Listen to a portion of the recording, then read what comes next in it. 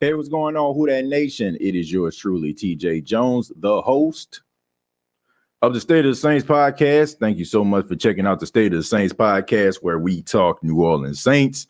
And on this edition, we're going to be talking about quarterback Derek Carr and what are the chances that Derek Carr may end up in New Orleans in 2023. And this actually comes from the story that has taken place out in Las Vegas. Pretty sure a lot of you already know that Derek Carr has been benched by head coach Josh McDaniel, and Jarrett Stidham, the kid, former New England Patriot. Jarrett Stidham will be the starting quarterback, I guess, until the season ends. I guess Josh McDaniel wants to get a good look at a guy that he had a pretty good look at in New England. That's the reason why he's no longer in New England, but I digress. But the conversation kind of led with Derek Carr. A lot of people are saying, man, for you to do something like this, you pretty much made up your mind that it's pretty much over for Derek Carr in Las Vegas. I mean, benching a starting quarterback who got paid. They got a big extension a couple of years ago. It looks like the writing is on the wall here. It looks as if Las Vegas is probably going to try to go and find another quarterback. And the New Orleans Saints name came up, saying that this can be a possible landing spot for Derek Carr. So the question was, what is the likelihood that Derek Carr ends up in New Orleans? But I'm going to do something a little bit different. I'm looking and I see the start of the show and I see the topic of conversation, and I'm seeing like a whole bunch of no's on the screen here. So this is what I'm going to do. I'm going to do something that's very unconventional here. I'm going to open up the phone lines, and I want people to explain why Derek Carr is not a good choice for the New Orleans Saints. I just want to know. I'm not going to say anything. I'm going to allow you to say whatever you have to say, and then I'll chime in with my thoughts about the situation. Because I feel like this is just the right thing to do. So I put the link down in the chat. I would like to hear from you. What do you think about Derek Carr? And do you feel like this would be a good fit for the New Orleans Saints, Derek Carr landing in New Orleans? Now, all this is basically just hypothetical, just like last episode with Sean Payton. Like, we don't know what the future is going to hold. We don't know exactly what's going to happen. But I would like to know why you feel the way that you do about Derek Carr. And we're going to go ahead and start it off with Jerry. Jerry, how you doing, man?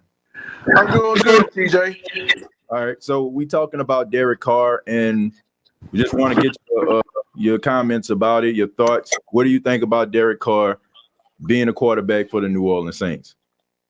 TJ Jones. I don't get an echo. Get an echo. Okay, let me mute my mic, and then you can. Okay. The reason why I say no, TJ. Okay, first off, we talked about Tom Brady coming to New Orleans, and I say no. And then we heard about Derek Carr getting benched and talking about coming to New Orleans next year, and I say no. The reason why, TJ, because I just like with Tom Brady, I just don't see Derek Carr in the Saints uniform. And Who That Nation, I love y'all. I wouldn't trade y'all for nobody because the other team is doing better. But I just don't see Derek Carr coming to New Orleans as our future quarterback next year. I just don't see it. I know we want to win. I get it. I know I want to win a Super Bowl. I get it with the New Orleans Saints. I get it. But you got to understand what we're dealing with right now, because you're talking about finding this quarterback or finding that quarterback. I understand that. But to this situation right here, TJ, my answer, just like Brady, same way with Derek Carr. My answer is no. I don't want Derek Carr to come to New Orleans as our future quarterback. Anybody else, but except that quarterback. Now that's all I got. That's all I got to say about that, TJ. And who that nation? Like I said, once again, I love y'all. I don't want y'all to come at me, but I'm just giving you my point of view of why Derek Carr is not coming to New Orleans as our future quarterback. That's all I got, TJ. What don't you like about Derek Carr, if you don't mind me asking? I mean, because he stay in the pocket too long and he gets sacked a lot, just like his brother did. That's all. Okay, that's all I got, TJ. Okay, Jerry. Thank you, man. I appreciate you chiming in. Thank you for that. Yeah, I really do appreciate it, man. Thank you for giving us your opinion on that. No problem, TJ. And once again, shouts out to you and your family, TJ. Shouts out to everybody in the chat. And once again, Who Dat Nation, I said it before and I'll say it again as many times as I want. I love y'all and ain't nothing y'all can do about it. So let's just keep it flow going. All right, Jerry. Appreciate it, man. And happy New Year to y'all. And happy 2023 coming up if I don't talk to y'all again. All right. Same to you, man. Thank you so much. All right. God bless. All right. Yeah, you too, Jerry, man. Shouts out to Jerry. I mean, you're entitled to your opinion. Yeah, and that's why I'm saying I just want to, read the temperature of the room before I say anything. We're gonna go to B-Mac. Whoa, what's popping? Yeah. Man, I was hoping that you were going to have a show about this. I'm completely with it, man. I think Derek Carr is a good quarterback. I think he has the ability to make all the throws. Not that he's a running quarterback, but he has a little mobility to him. And that's going to help with where the game is going. I think he's always been right outside of maybe top 10. Maybe has cracked the top 10 a couple times, but he's always a good quarterback. So I'm completely with it. Specifically with our options, the options that we may have, I think they're few and far in between as it pertains to veteran quarterbacks. The ones that may come available, I think he's better than all of them. And I don't know specifically where we're going to be picking in the draft, but I think there's no rookie that's going to come in that's going to be better than him. So I'm completely with it. Yeah, I mean, yeah, that's some fair points right there, and I think, I think what you're saying, has a lot of validity, man. Like I said, I want to hear what everybody else has to say before I kind of chime in on it, because I want to give everybody their platform and a space where they can actually express themselves. So, B-Mac, anything else you have to add to that? None at all, man. I'm happy Dion is leaving Jackson State. I'm not happy about it, but I go to Southern, and y'all stopping us from doing what we're supposed to do every year, the last couple of years. So I'm glad Dion done dipped out. SU, we about to make some noise, moving forward. That's all I got to say about that. Had to throw that in, huh? Had to. But it's all good, man. I have no problem with Southern University, man. So when they play Jackson State, I mean, I'm from Indiana, so I got love for Grambling and Southern. You know what I'm saying? Before I even knew about Jackson State, I knew about the Bayou Classic. So right. But hey, it is what it is, man. But that's not gonna change. Now we still gonna be put. B-Mac, thank you so much. All right, man. Be cool. Anytime.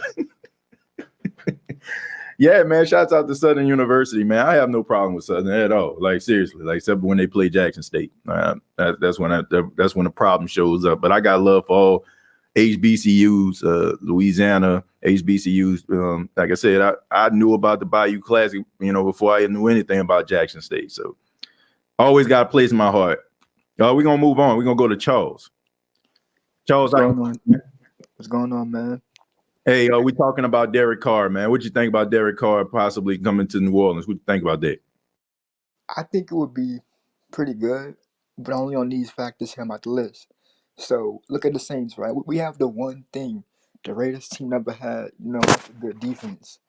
That's overlooked, because the Raiders always had a bad defense for the last about 5 to 10 years per se, right? And so if we get him in the system, right, we get a new coordinator that can help him to just manage the game. We're not asking him to throw the ball 40 times like he with the Raiders. He could throw it 25 to 30 times. Get us a solid running back, go behind Kamara, and just manage the game. That's all we asking him to do. I believe he could do that with a top defense. He'll be good. He'll be good to go. And that'd be my factors to say why I would go for him. But like I said, if we don't get those things available to him, then I wouldn't want to get him because I feel like to support a good quarterback, you need a good defense. You know, because you know, as good as Mahomes is, Herbert, all them boys, if the defense don't make some plays for the team, they ain't gonna win nothing. Like we have a Breeze. In those years, our defense was horrible.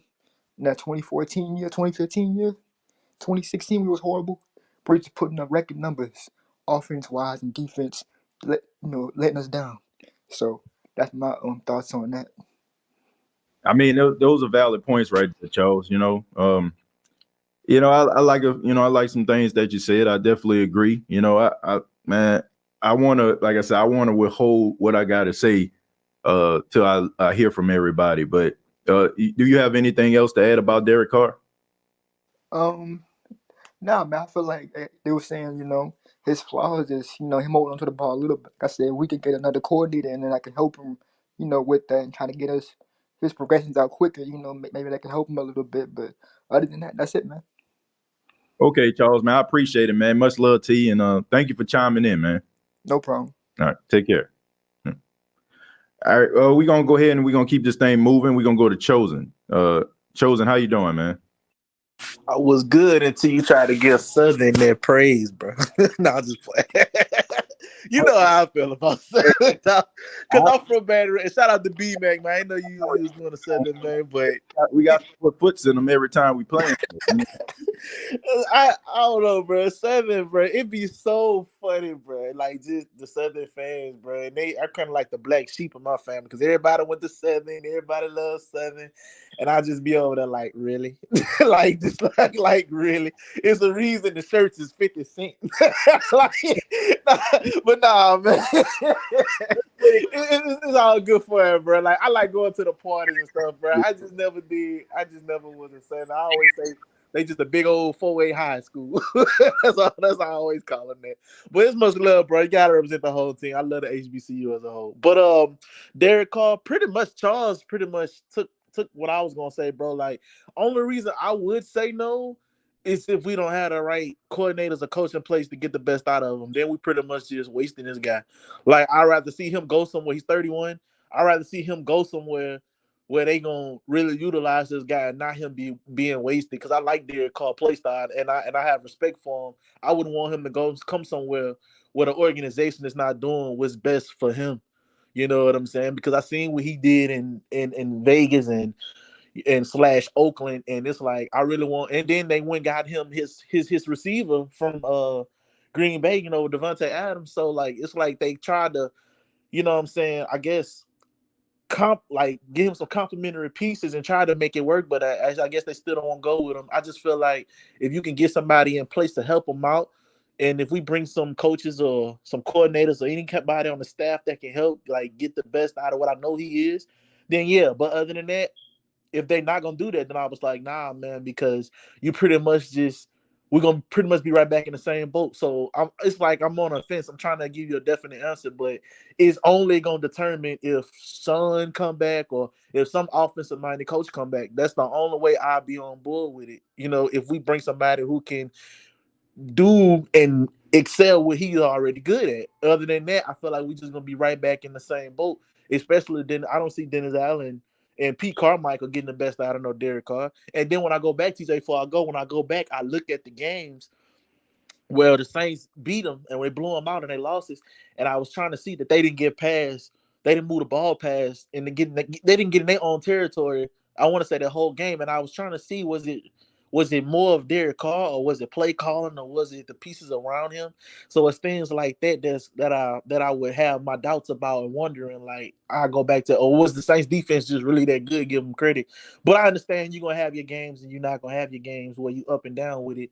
But for the most part, he's a good player. I like the way he played. I just want somebody in this staff to utilize this guy right. If not, then I'd rather see him go somewhere else where his talents could be used other way. Because I feel like he on that side of his career where it's time to, you know what I'm saying, get some hardware. You know what I'm saying? So that's how I feel about it. I'm for him if we got the right people. Yeah.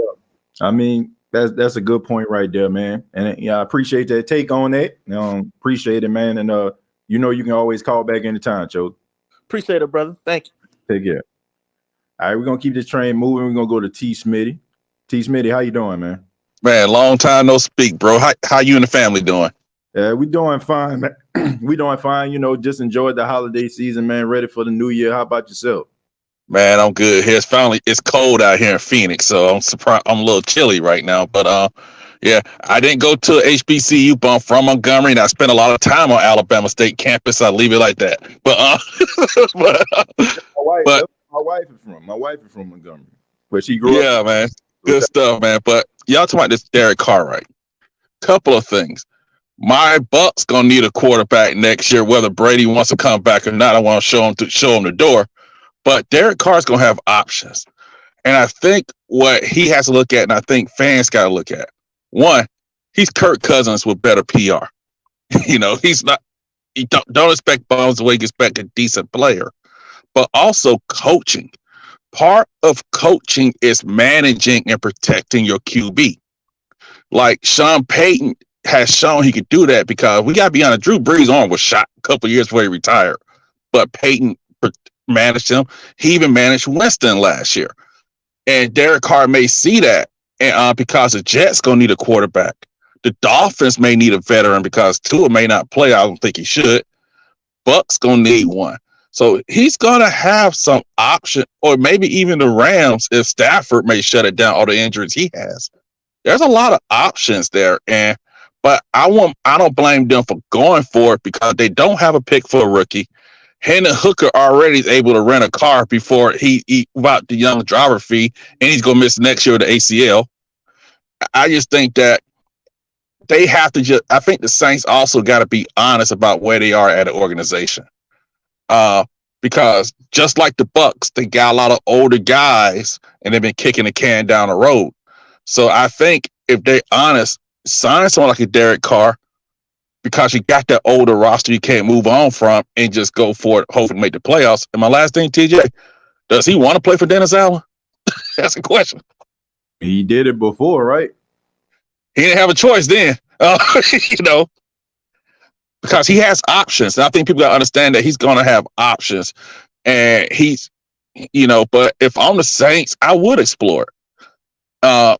But he has to look at that the best fit for him. And if it takes find a new OC that can manage that position, they might have to do it, because the division's still not going to be good next year, and they still have a shot at it, you know?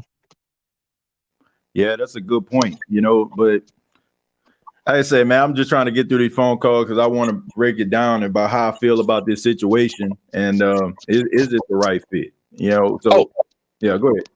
I'll say this: the reason the Raiders are sitting him, because they could get out from under this deal. They only pay $5 million a dead cap, but if Derek Carr gets hurt, they guarantee like $40 million. That's one reason they're moving on, and so look at it that way. And I want people to remember also, he's leading the league in picks, so. But I just think you got to have the expectations that if you get him, you could be a playoff team. But as long as you got the right expectations of him, I think he'll be a good player for you guys if you guys get him. Yeah, I mean, look, it should be interesting, man, this offseason to see what's going to happen with him and where he's going to land. But T. Smitty, man, thank you so much for your comments. I appreciate it. Make sure you call back anytime, man. All right, you have a good one, good brother. All right, you too, man. Happy New Year to you and your family. All right, same to you. Bye. All right, take care. Yeah, we got one more. We got D-Man Smith. Hey, what's going on, man? How you doing, dog? I'm doing good. How are you, bro? I'm doing all right, man. What you got for us? You're talking about Derek Carr, right? Yes, sir. We're talking about Derek Carr, and what is the possibility of him coming to New Orleans in 2023? What say you? I don't hate Derek Carr, but I don't see it happening going to the Saints. And the reason why, because, well, he's not consistent, and he hasn't been a Saint since he broke his leg. Because remember, he was MVP candidate in 2016 until he broke his leg. And me personally, yes, I know we need a vet quarterback, though, but I'd rather get a quarterback in the free agency. And yes, I know we need a young quarterback in the future. Like, get a vet quarterback free agency and draft a quarterback next year. That's just my opinion.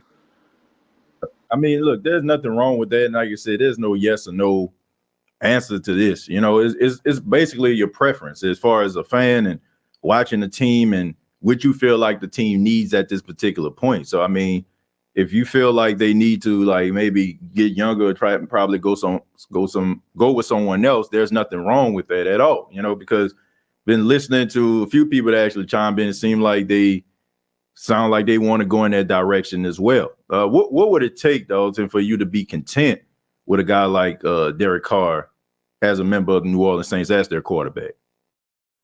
Well, it depends if he gets it together. Depends who's going to be offensive coordinator next year. Like if Pete Carmichael's going to stay there, we'll see how that goes. Because if he goes to Saints, he'll have he's been having different coordinators. He had Greg Olson, Todd Drowning, Bill Musgrave. Josh McDaniels offensive minded. Like he had a bunch of offense coordinators. I mean, and that's always a recipe for disaster because how can you look at a guy and expect for them to establish themselves if they're constantly having changeover at coach, constantly having changeover at offensive coordinator? I feel the same way with Alex Smith. You know, for like 7 years of his career, he had like 7 different offensive coordinators. Like, how are you supposed to like be successful in that? You know, I know he was the first pick overall, but I'm like, how can you become successful if you have to constantly like change out playbooks every single year? And it just seemed like, you know, that's not fair when you're evaluating guys because they got to learn something new every single year. Exactly. And the thing is, like, besides Derek Carr, like, I hate to say it, though, I think James Winston, I think he's going to lead the Saints because Dennis Allen don't like him for some reason.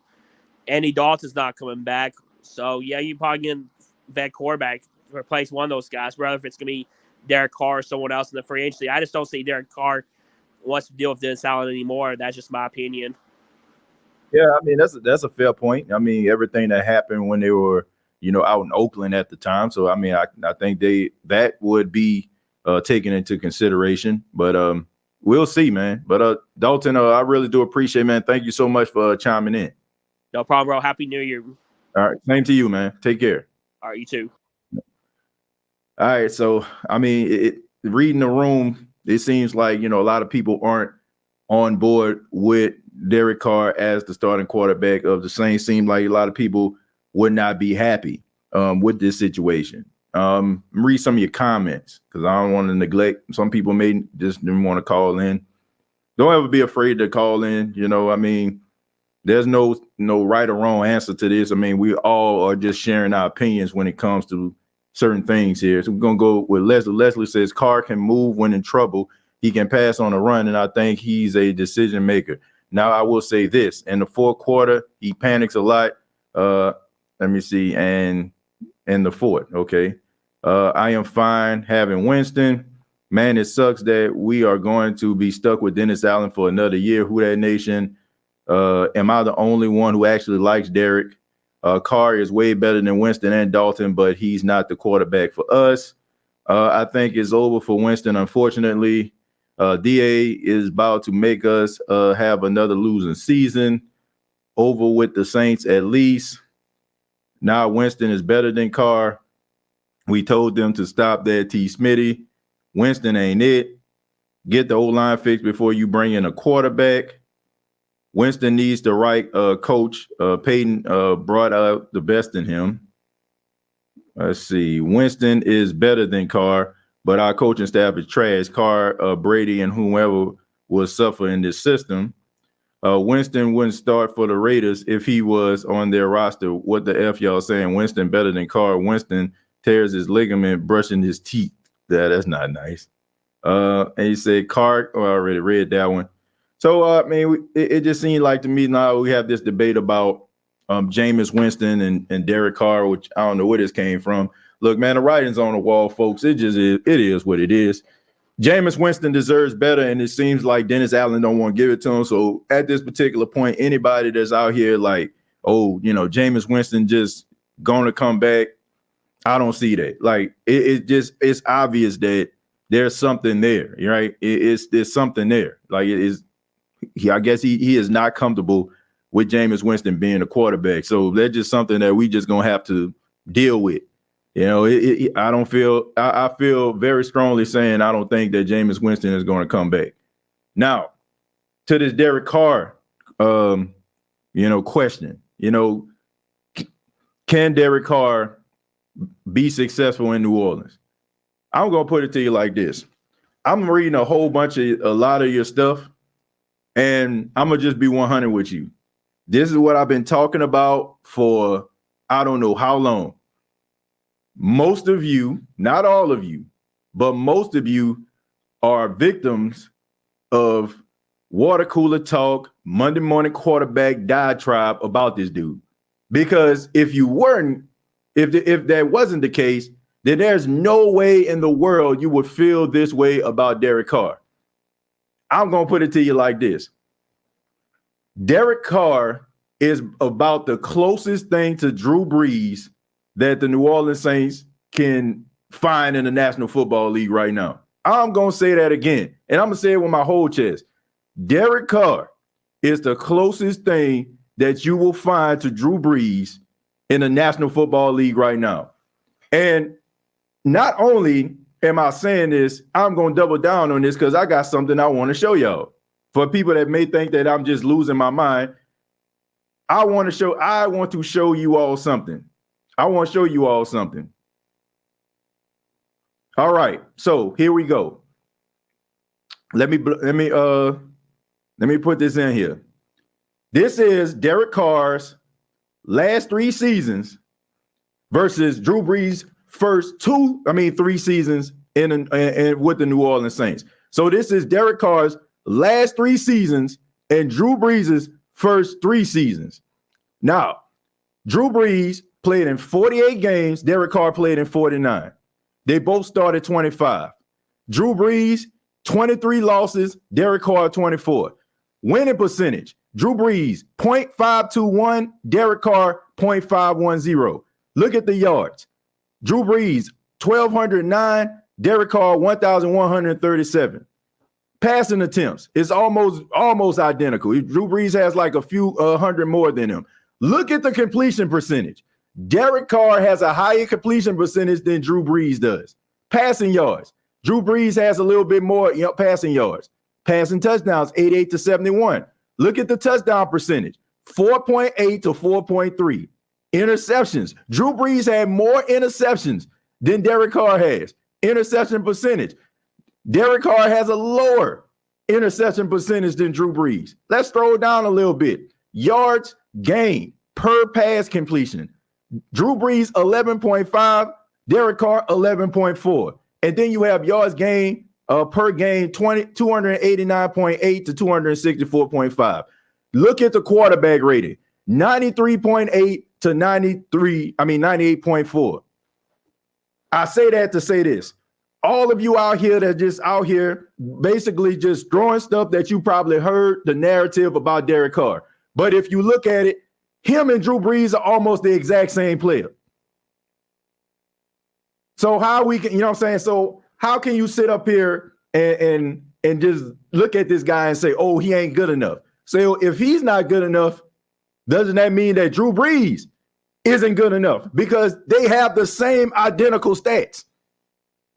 So what that says to me is, if you put Derek Carr in a Saints uniform with this offense, with the right offensive coordinator, they can thrive.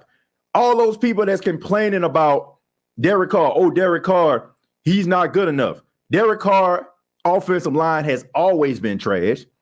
Derek Carr right now, his defense is ranked dead last in the National Football League. So people wonder why he's throwing all these interceptions. The same reason why back in 2007, Drew Brees had 18 of them, because your defense is trash and you're playing catch up. So you're throwing the ball way more often than what you have to. And while putting the ball in the air constantly like that, there's a higher probability that it's going to be picked off. Point blank, period. That's all I want to say about that. Anybody that's out here complaining and saying that this dude cannot win or can't thrive in New Orleans, that is just absolutely ludicrous. This dude completion percentage is close to, about 65 to 70% per year. So you can talk about this dude all you want to. You can say whatever you want, but you're not watching the Raiders games constantly. And a lot of the information that you're getting is based on what you're seeing from First Take and Undisputed. You're not watching Raider games. The only time you probably watch Raider game for the most part is when they playing the Saints. Who's sitting up here watching Raider games like that besides Raider fans? So for all those people that just want to sit up here and debate and want to be contrarians, you sound crazy right now. This dude is the exact same quarterback. And these are the stats over the last 3 years. This is before Drew Brees became Drew Brees, before he actually figured it out. These first 3 years with the New Orleans Saints before he became that. And you know the reason why people think that this is blasphemous and ludicrous and stuff like this? Because Drew Brees is a finished product. Drew Brees' career is over. So you can, by sitting here and saying this, you're like, it's blasphemous because Drew Brees' career is over. Meanwhile, Derek Carr, who had several coordinators, who has had several head coaches, last year this dude had these boys in the playoffs. And Dalton mentioned a couple years ago, this dude was up for MVP. So how can you just sit up here and just talk about this dude and just say that he absolute trash? He's trash because people are saying that he's trash and you accepted that. And now you want to go to the barbershops and take this stuff with you. Straight up. This is the type of conversations that this is the problem that I have with some of you. Seriously, this is the problem. You all think that you are the smartest people in the room because you go and watch ESPN and First Take, but you don't even research things yourself. And at the end of the day, you sound stupid saying these things. I'm just being real. How many times have we watched certain players consistently, but when they say that they're not good enough or they say they're not a good quarterback, they were about to have you believing that Jamar Chase got to the National Football League and just forgot how to catch. Ain't nobody saying anything about that now. But, man, I don't know if he going to make it, man. He ain't catching the ball right. All I'm saying is you have to do your own research and stop allowing these narratives to cloud your judgment. This dude is a solid quarterback. Is he elite? No. But can you win with him? Yes, you can. I will go even deeper. I feel like if the Saints continue to play defense and they put Derek Carr on the team, there's a strong possibility the Saints can win a Super Bowl. I'm dead serious. I'm serious. That's how much respect I have for this dude. I'm dead serious. Y'all can say I'm crazy. You can say anything you want to. They said it was crazy when Matthew Stafford left the Detroit Lions. Oh man, he washed, man. He ain't never gonna win nothing. Man, he was out there in Detroit. First year with the Rams, went to the Super Bowl. So don't tell me that this dude don't have what it takes. The dude can make plays. Oh yeah, I ain't even show you the stat. I think I may have skimmed past it. In those 3 years, guess who? This dude has 14 game-winning drives. 14 in those 3 years. Drew Brees over that 3-year span had 9. So miss me with this nonsense about, this dude ain't good enough to be the starting quarterback. We got to stop feeding into what these people are putting out there. And look at this dude and look at what he had to be up against. And I'm telling you, man, if you look at this dude's stats, if you look at the comparison to the guy that we look at and idolize as one of the greatest quarterbacks of all time, definitely the greatest New Orleans Saint of all time, then you'll see their numbers aren't that far off from one another. And even if you put 10 years of Derek Carr's stats against 10 years of Drew Brees' stats, a lot of when it comes to the completion percentage and game-winning drives, he up there with him. All I'm saying is, in my honest opinion, that Derek Carr is Drew Brees before Drew Brees figured it out. That's the way his stats looking like. Because that was from 2006 to 2008. And you look at Derek Carr's stats, and those stats that we put up in those 3 years when the Saints went to the NFC Championship, didn't make the playoffs, and then, of course, we know in 2009 they went to the Super Bowl. You look at those stats, they basically identical. So what is that saying? So what can you possibly say to dispute that besides the fact that, man, I don't like Derek Carr? But that ain't good enough. Don't say that the dude ain't good enough. Because what you're saying is you didn't do research, and you're basically just listening to what people saying, and then you just regurgitating this and saying, no, he ain't good enough. Well, his numbers saying otherwise. His numbers saying otherwise, and he has proven that he can win games. Oh, and if I'm not mistaken, last time I checked, ain't this dude like 2-1 against the Saints? So he must be good enough if he can beat the Saints, right? I mean, the only time I think he lost to the Saints was this past season. I mean, he basically systematically destroyed them on Monday Night Football, right? When he was killing them with Darren Waller and throwing it down the field to Henry Ruggs and crew. But nah, he ain't good enough, right? But he basically just systematically just went through the Saints defense like Swiss cheese. The same year where the Saints defense was pretty doggone good. So I don't know. Like I said, I got a lot of respect for the dude because I mean I watched this guy play. I watched this dude facilitate, facilitate, you know what I'm saying, and do things to win football games. I've seen him illustrate game-winning drives. I've seen these things. And just because a dude just sit up here and be like, oh man, he got benched, like, and he leading the league in interceptions, but this team has the worst defense in the league. Like, come on, man, can we put 2 and 2 together? If your defense is terrible and you can't stop a nosebleed, what's going to happen? You're going to be playing catch up the entire time. So you're going to be finding yourself throwing the ball 35, 40 times a game. And the more the ball gets put up in the air, the more likely it's going to be picked off. Like it's not rocket science here. So dude is pretty good. And if you still don't want to buy it, then I don't know what to tell you, because I mean, those analytics pretty much speak for itself. I'm not saying that he is Drew Brees. I'm saying he the closest thing to Drew Brees that you can find in the National Football League. I'm not saying that he is him. If you want to run an offense that's kind of similar to the years past when Drew Brees was the quarterback, he would probably be the best quarterback to run it. Stop acting like you watch Carr. Man, please. Or you talking about me? You talking about me or somebody else? I don't just watch New Orleans Saints games. If you're talking about me, I don't just watch New Orleans Saints games. I watch the NFL. That's why I can go on different shows from different teams and talk about their teams just like I can talk about the New Orleans Saints. So let's just leave it at that. TJ, we know how Dennis Allen loves PFF quarterback numbers. Look how he praised Andy Dalton. I mean, look, there's nothing wrong with analytics, but like you can't just be like, okay, man, look at these numbers that he putting up, and then all of a sudden, you know what I'm saying, like it ain't equating to nothing.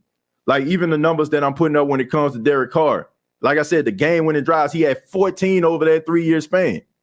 Like Andy Dalton, yeah, he putting up good numbers, but how many game-winning drives that he's facilitating? How many wins is he getting? You know what I'm saying? Like it's not equating to nothing. It's empty calories. It's garbage time. It's pickup ball. You know what I'm saying? That's what you're doing. It's inflating stats. Him with Sean would be good, but not DA. I agree with that. I definitely agree with that. But if the Saints just so happen to want to keep both of those guys, I'm talking Carmichael and Allen, then Derek Carr probably would be the best, the best out the group. Because I mean, that Pete Carmichael is still gonna run a little bit of what of a Sean Payton type offense, even though hopefully next year, they implement more for Kamara, because I mean they just wasting this man's talent. TJ, you're the one to talk to. Okay, like you act like you know everything. As much as everybody else, we're human. We make those errors, and we're called out. We got to be called out. I don't know what you're talking about here. Just because I say stuff and I say it with enthusiasm, I feel like I'm better than everybody. Nah, I don't think I'm better than everybody. But at the same time, if I'm going to sit up here and say something about somebody, I'm going to back it up with some evidence. I'm not going to just sit up here and just run about what I just heard from some talking heads. Straight up. So if that means that I feel like I'm better than everybody because I choose to do research before I sit up here and just say stuff that I probably heard from Shannon Sharp or Skip Bayless or somebody else from ESPN First Take, well, I say it like this. I mean, hurt dogs holler. So I guess, you know what I'm saying, maybe that's how you roll, so maybe I'm offending you, but if I am, I apologize, but that ain't my intent. And if you think that, you know what I'm saying, I think you've been here for quite some time, dude. So if you think that I roll like that, then I don't know what the hell you've been watching. Derek Carr is in year 9. He's not a finished project yet, and we don't even know who our coordinator is going to be next season. They have better running game and have a better top receiver than us. I mean, that's a fair, you know what I'm saying? That's a fair point, but their defense isn't good, bro. Their defense isn't good. Even if you have a top-notch running game and Josh Jacobs is running out of his mind, right? I think at this particular time, I think he's leading the league in rushing, right? You know what I'm saying? I think as of right now. That's fair. But at the same time, if your defense isn't stopping anybody, guess what, bro? Guess what? You still going to be on the field quite often, and you still going to have to go out there and run, you know what I'm saying, and run the offense. Throwing passes down the field, you know what I'm saying? Trying to hurry up and try to score, up tempo, and all these different things, like I said, are just setting you up for possible turnovers, and you throwing the ball 35, 40 times a game. And also, a lot of those runs, to be honest with you, and I'm not taking this away from Josh Jacobs, but a lot of those runs, you know what I'm saying, is like, it's almost like some Saquon Barkley type stuff. Like if you watch the Giants, like he might break off like a long run. Yeah, and all of a sudden, like his yards are getting inflated by that. But you know what I'm saying? But at the end of the day, like this dude is running out of his mind, but this defense is terrible. I mean, he has to do a whole lot. If you're a quarterback and your defense is terrible, you're going to be throwing the ball all over the place. So you're not going to be able to run the football and have that game plan and have that balance because you got to be playing catch up the majority of the game.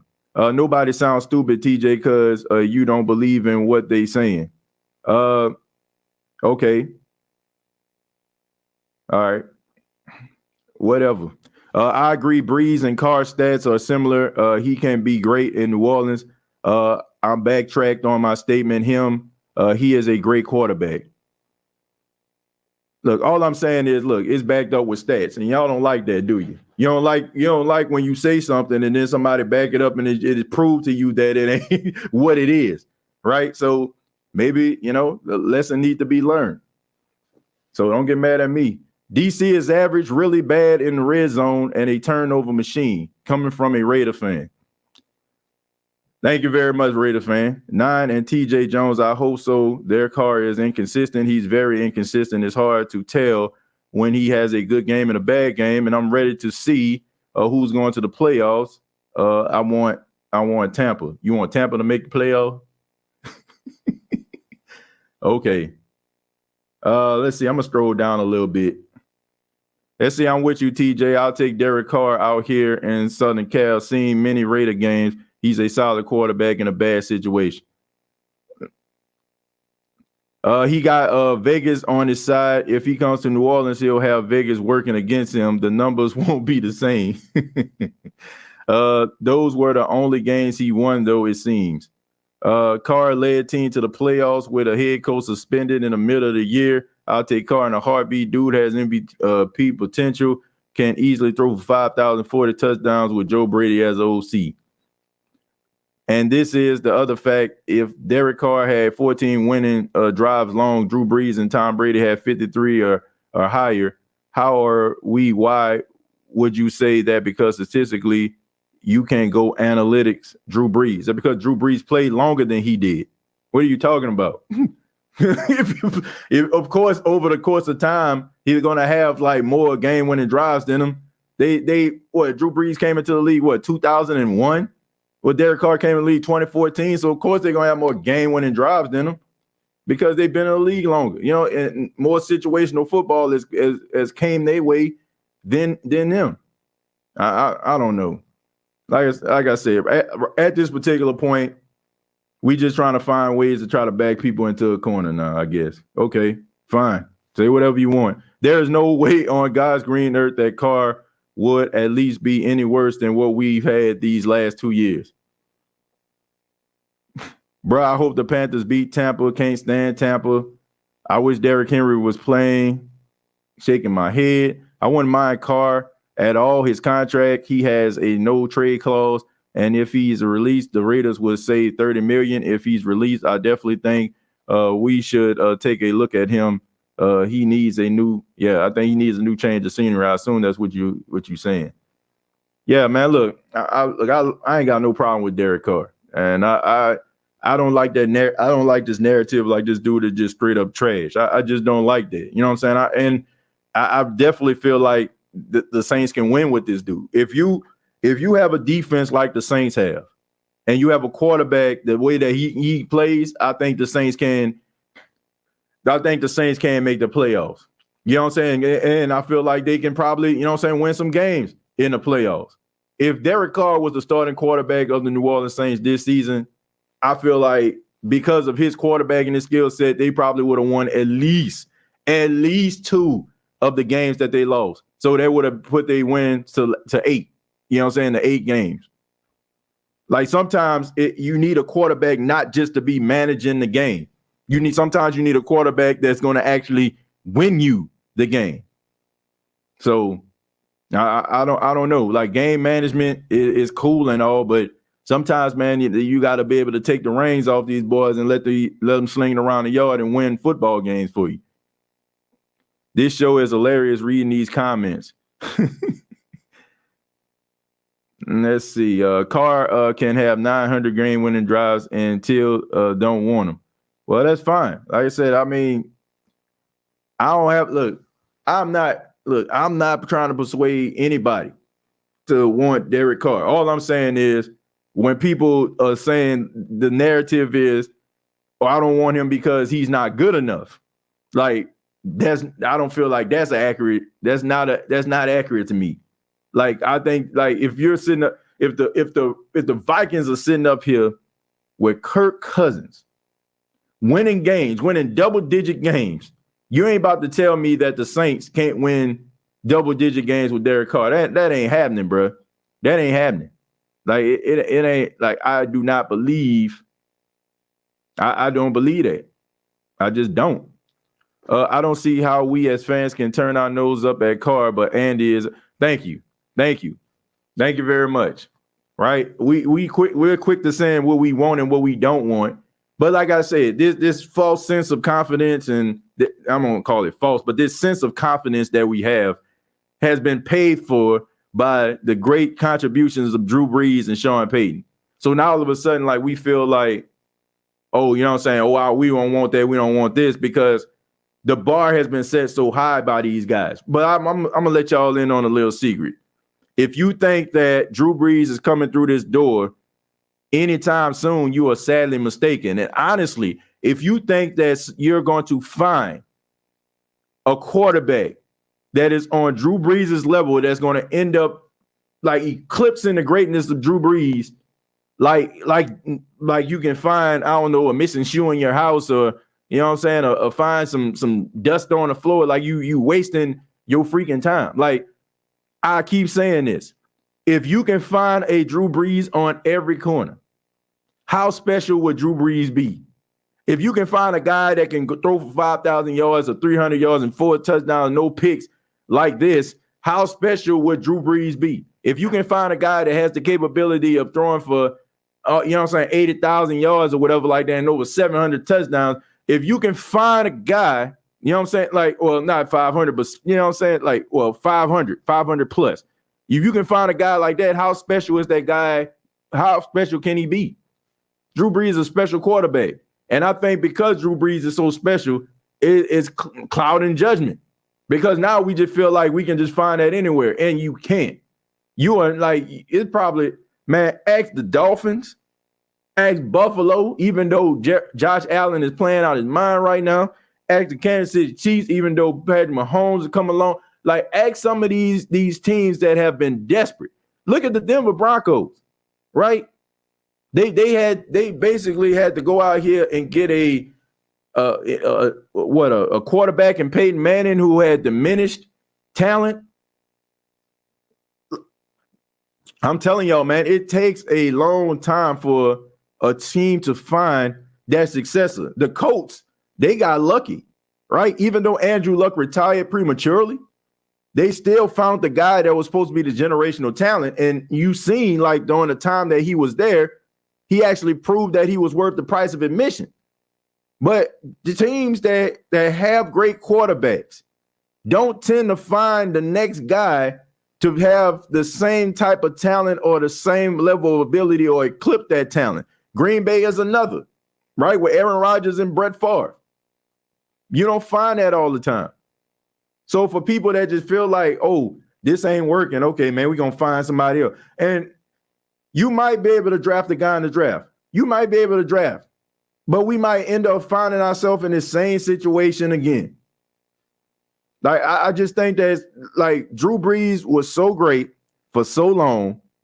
He has developed a standard. And now all of a sudden, like, we feel like if it don't look like Drew Brees, if it ain't throwing like Drew Brees, ain't making decisions like Drew Brees, it ain't good enough. But if you think that you're going to find another Drew Brees that plays and thinks and feels the game like Drew Brees, like just next year, like, I think that that's just wishful thinking. I really do. I think it's wishful thinking. You are right. Saints can win with him, and I became Saints fan again. Yeah, look, said no knock on Jameis, but Carr is more accomplished than him, so I'll take Carr. Carr leads in all categories and one for the Raiders franchise.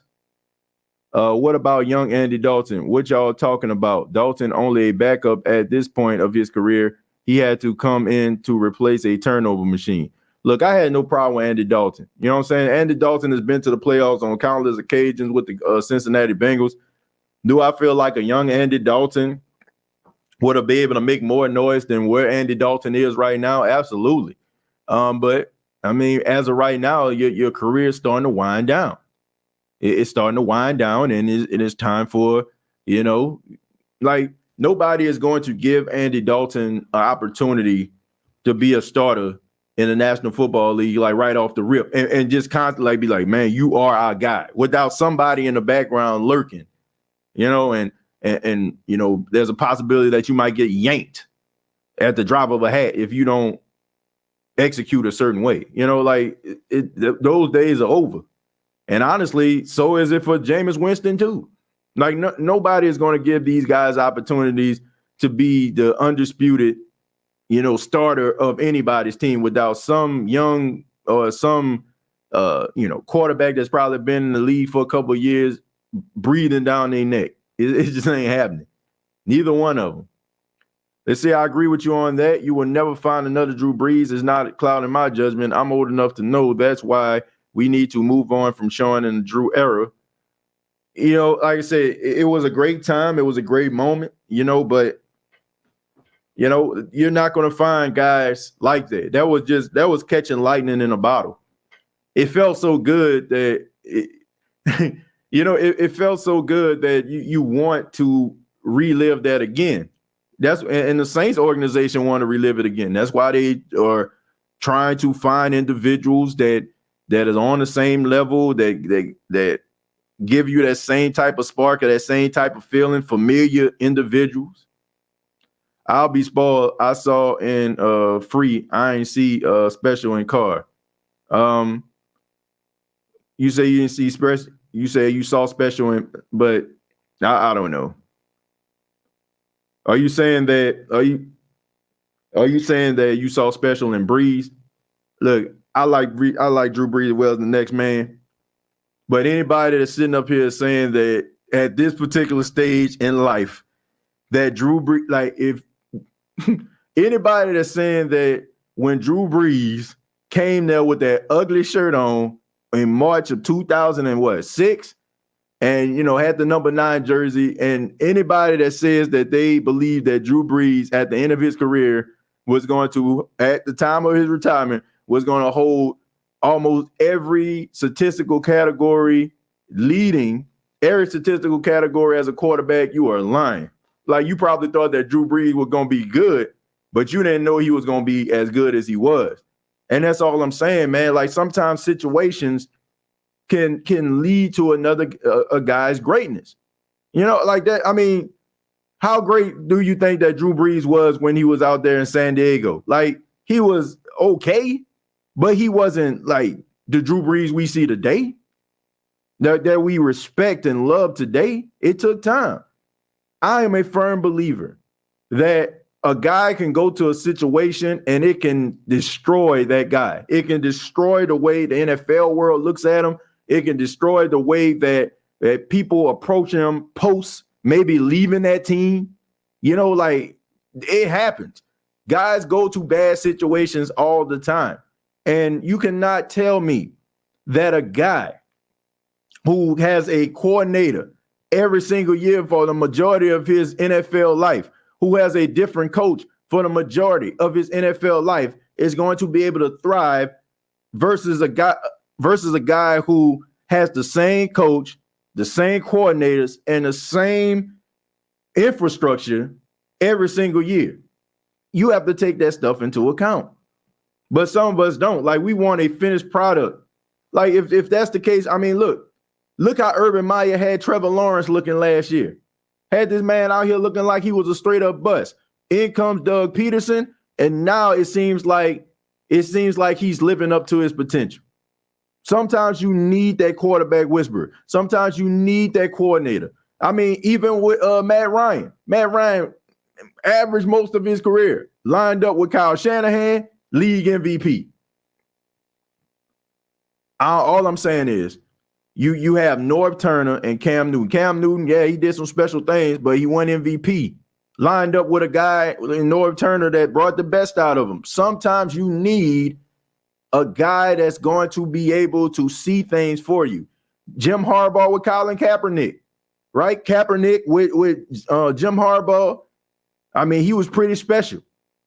So why are we sitting up here, like, honestly not believing that if a guy does not align himself with the right situation, that he's going to fail? I mean, it's another one. Thank you very much, Jalen Hurts. Like, you get like the coordinator that Jalen Hurts had probably going to end up being a head coach somewhere. Like, I'm telling you, when guys align with the right guy to see things that they can't see or look at things a way that they can't look at it, it's a match made in heaven. But when you constantly have different, voices in your ear constantly, man, of course that's going to affect you in some way. There's a lot of issues with the Chargers at that time between Drew Brees, Phillip Rivers. I figured out the number 8. I forgot his name. There was a little of a controversy with the coaching and players. Look, of course, there was a issue with the coaches and players. I mean, Phillip Rivers coming out of NC State, right, goes to the San Diego Chargers. Basically, it wasn't anything wrong with Drew. They felt like he was serviceable. They just felt like he was just too small. And at this time, we had this way of thinking where a guy got to look the part, right? He got to be 6'5", 6'6", look strong and fierce in the pocket, right? 6'4", 6'5", 240. And Drew Brees doesn't check any of those boxes. There was nothing wrong with that. But, I mean, it kind of worked itself out, unfortunately, at the hands of Drew Brees, tearing his rotator cuff like that, you know what I'm saying, and have to get surgery. So it kind of played itself out, because if that didn't happen, then you might have to find yourself in a quarterback controversy. And, that's not always the best decision. I mean, we've seen this happen with Flutie and Rob Johnson with the Bills back in the day. You know, everybody on the team wanted Doug Flutie to be a quarterback, but of course, you know, Rob Johnson had them big you know, he had some big games with the Jaguars when Mark Brunell went down, and then all of a sudden Buffalo paid him all that money and they wanted him on the field, even though Doug Flutie was better. I mean, you have these quarterback controversies from time to time, but they don't work themselves out like the way that Phillip Rivers and Drew Brees is worked out. And once again, I got to say this disclaimer right here. I ain't trying to offend anybody. So if I offended anybody here on this show, I apologize, but that wasn't my intent. All I'm saying is, look, sometimes on these shows, there are teachable lessons. You know what I'm saying? Like even for myself, like sometimes some of the things I say, I go back and I listen. I'm like, man, I need to apply that to my own life. All I'm saying is, man, we have to be able to do our own research. We have to be able to understand what's the difference between our own opinions or opinions that have been put into our psyche, and now we feel like it's our own. And I just think that when you basically are saying like, oh, a guy isn't good or he isn't good enough, and okay, you know what I'm saying? Like, I don't know where that comes from. Like, I don't know if it's just the fact that you watched him play or what. Like, this dude is not that bad of a quarterback. You know, like he's not bad. And I feel like what have you not seen? Like, okay, if you are looking at this guy to be a quarterback to lead a team to the playoffs, he's been a quarterback that leads a team to the playoff. If you're looking for a guy that can be able to, you know, win some games for you, he's able to do that. If you're looking for a guy to get the ball in the hands of playmakers, he's done that. And he has a very high completion percentage. So those are the type of things that you need. That's winning football, right? So that's all I'm saying at the end of the day. I'm not, like I said, at the end of however you may feel about him, that's fine. But all I'm saying is, don't, you know what I'm saying? Don't just accept the fact that the dude is just, garbage. And, you know, like, okay, they saying he garbage, so he garbage. Like, I feel like you put this dude in the right circumstances, he gonna succeed. Because every coach that has paid attention to him and has put, you know what I'm saying, paid attention to detail when it comes to trying to help him develop is worked out. What really, man, what really ticked me off was when you said, Sean Payton, so I'm going to step down for my mental health, and you called that a cop-out. Mental health is a very big issue, and he did that right thing for it. Let me tell you something, man. Let me tell you something. Don't when you talk about mental health, you said I'll talk about, okay, you saying I'm talking about mental health. I have talked about me dealing with anxiety and depression throughout this show throughout the course of time. So if anybody knows and understands about mental health, is, you know what I'm saying, like, I understand about mental health. But here's the thing. If you're going to get upset with me, please get upset with me and accept what I'm saying in full context. Do not pseudo listen to what I am saying, right? Do not pseudo listen to what I'm saying. And what I mean by pseudo listen is you take bits and pieces and you create your own narrative of what I said. This is what I said. I said, and he stepped down for mental health. I said, I did not believe that. I said, I did not believe that. And it's hard for me to believe that, Ramsey, when I have several individuals in the NFL circles that are telling me that he wanted to coach the Miami Dolphins. And they had several individuals that have said this. So when you bring up mental health, you're basically using that as an excuse for people to accept your decision. That is what I'm saying. So what is more of an insult? A person that is using mental health as an excuse for people to understand them stepping down, even though that's not the case, or somebody that's bringing it to your attention and telling you that's not the case. So what's more of an insult? People were saying that this dude wanted to coach the Miami Dolphins. The only reason that Sean Payton is not coaching the Miami Dolphins right now is because of Brian Flores. Period. So when you got that type of information, Ramsey, what am I supposed to do with it? If you know somebody is not being totally honest, what am I supposed to do? I'm supposed to accept somebody telling me something that's untrue? Like, no, I can't do that.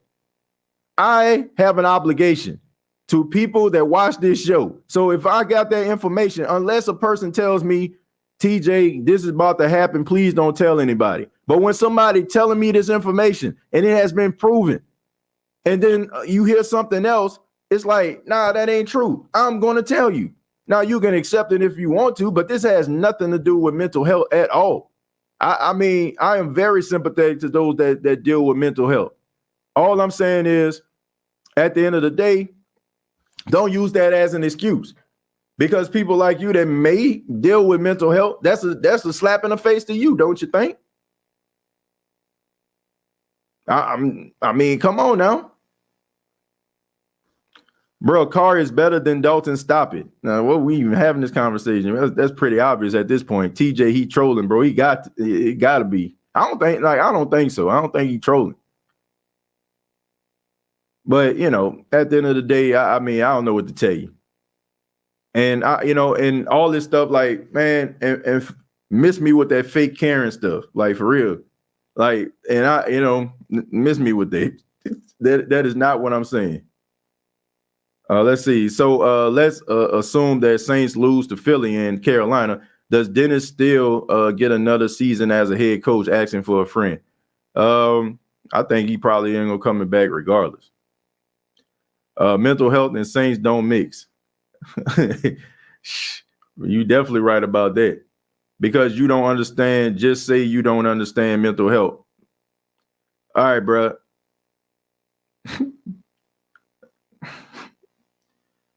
Obviously, there's something wrong with your mental health because I just explained something to you and you still up here talking about mental health. So there's something wrong with your mental health. So go find it. Next question. Let's see.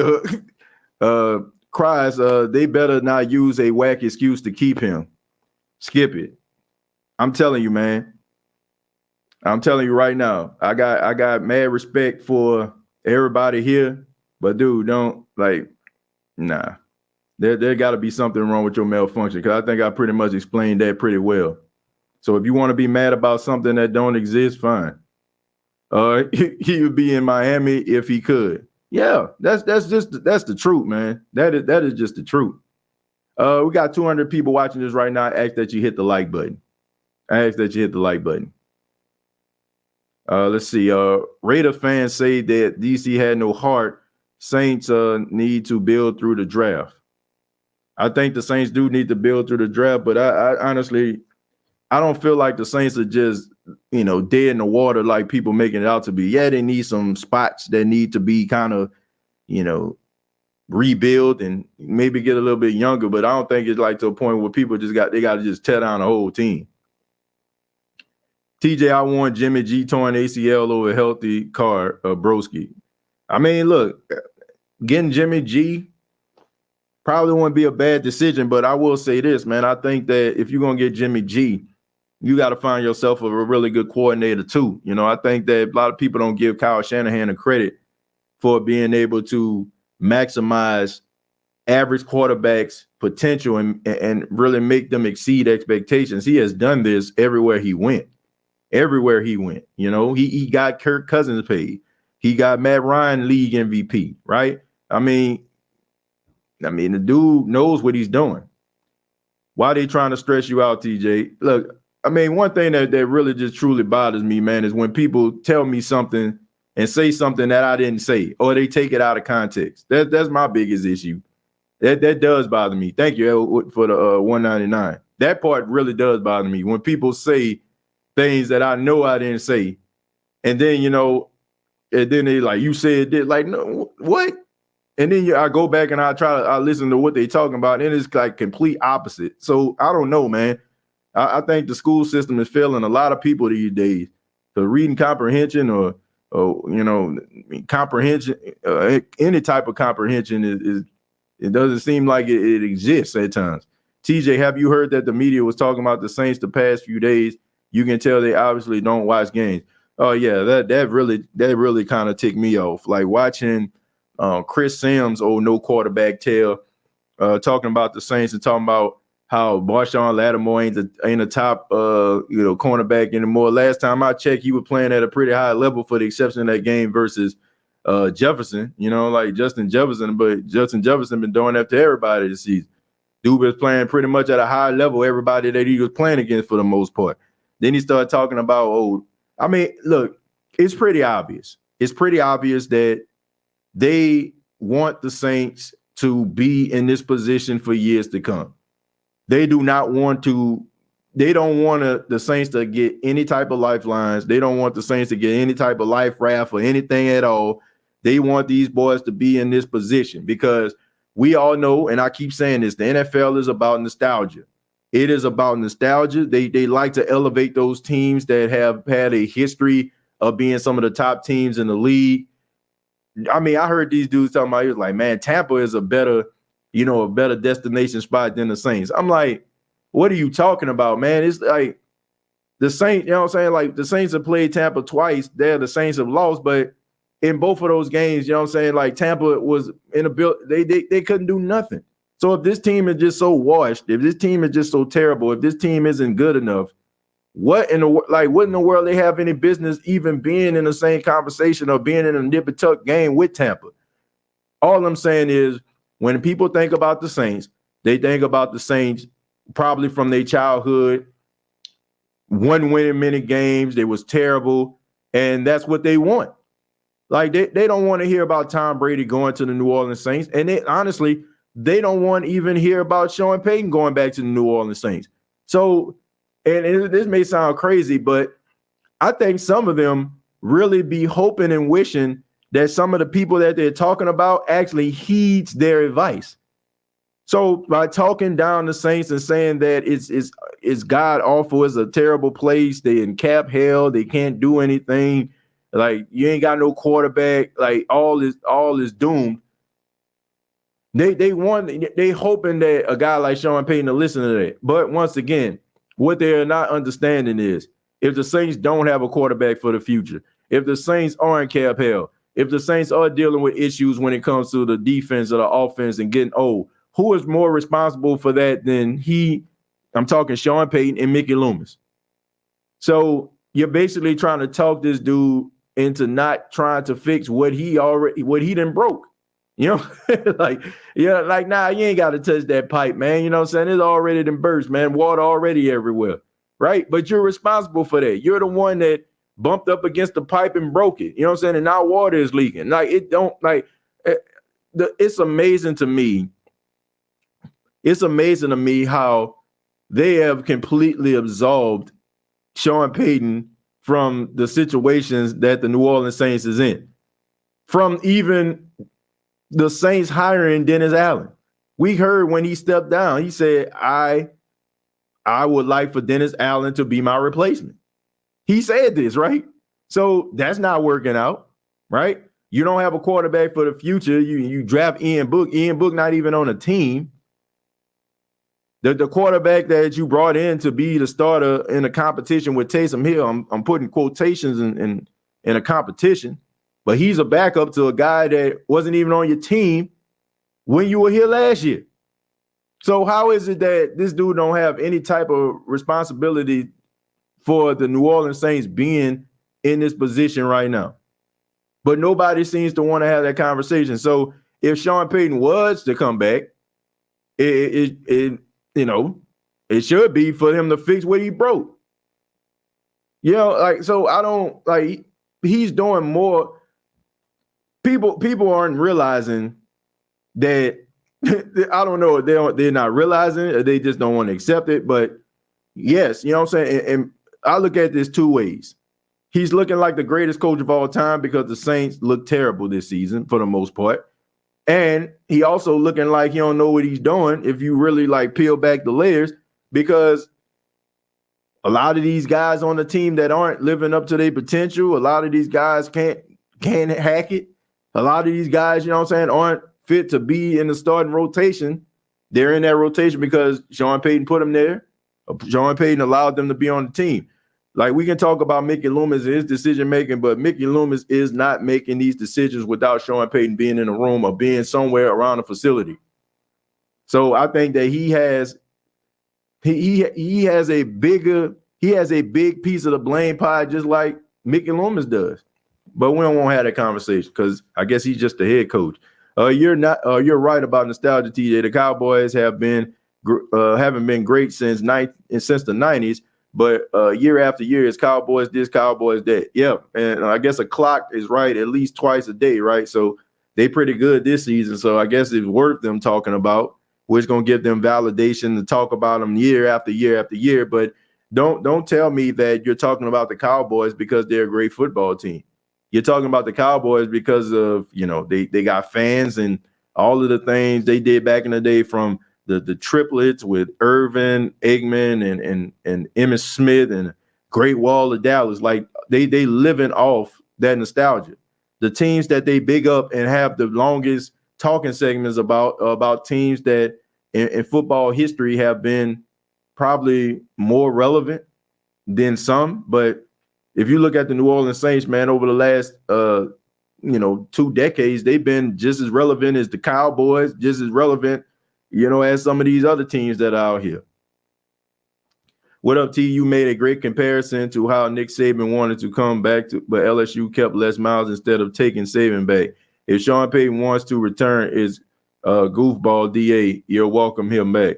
Yeah, I mean, people up here with their emotions and saying stuff like, oh, man, I don't know if I want Sean Payton back. I don't want him back. I don't want him back. I mean, that right there is just from an emotional standpoint.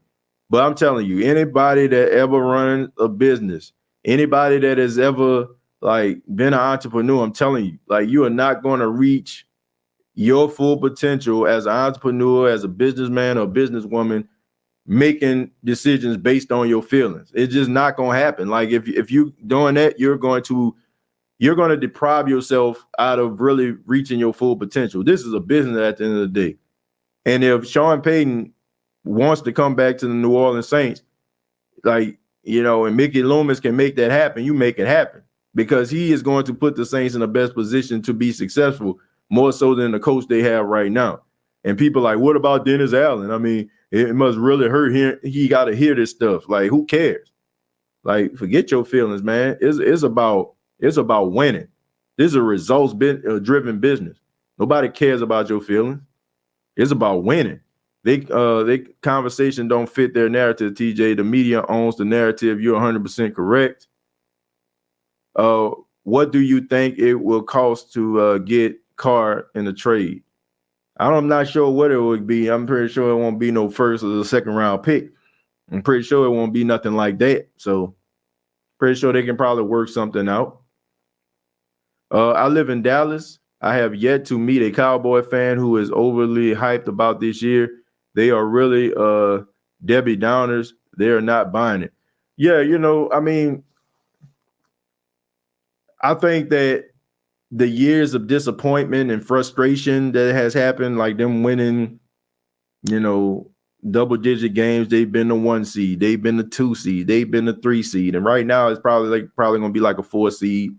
Well, they're probably not even going to be a 4 seed, probably going to be a 5th seed, because Philly going to end up winning the division. So I just think that they kind of in wait and see mode. But I mean, can you blame them? Can you blame them? But keep DA, get a better head coach and quarterback for sure.